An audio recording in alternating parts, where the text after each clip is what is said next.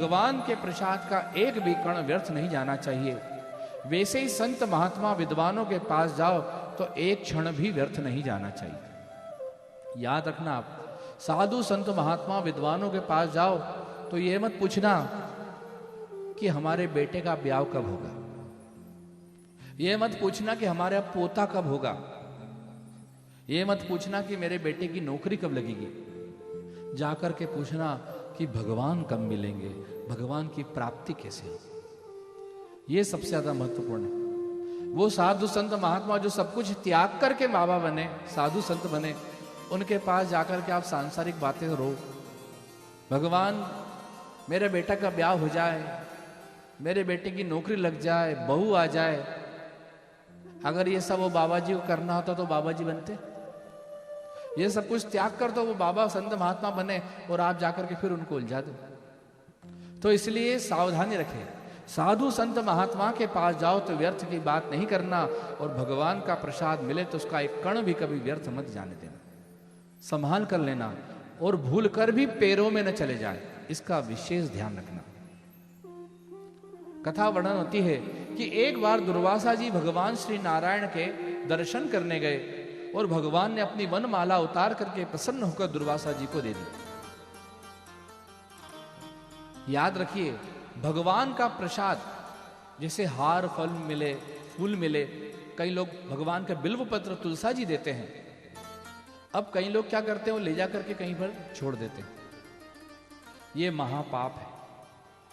भगवान का प्रसाद चाहे फूल मिले, भस्म मिले, बिल्व पत्र मिले, तुलसी दल मिले, उसको कभी भी व्यर्थ मत जाने देना।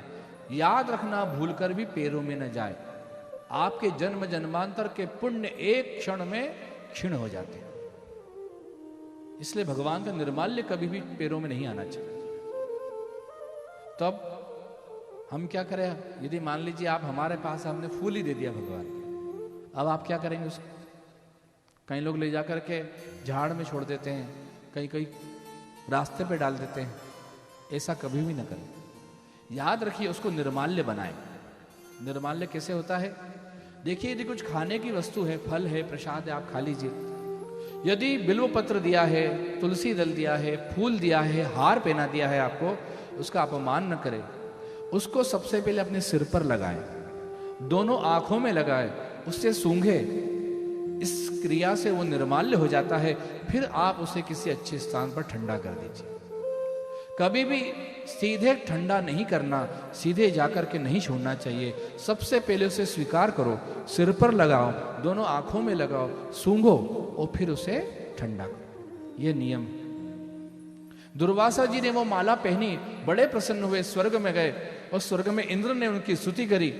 दुर्वासा जी प्रसन्न हुए और वो माला उन्होंने इंद्र को प्रदान कर दी। इंद्र सोचा कि ये तो साधारण वनमाला है, पुष्पों की माला है, किस काम की।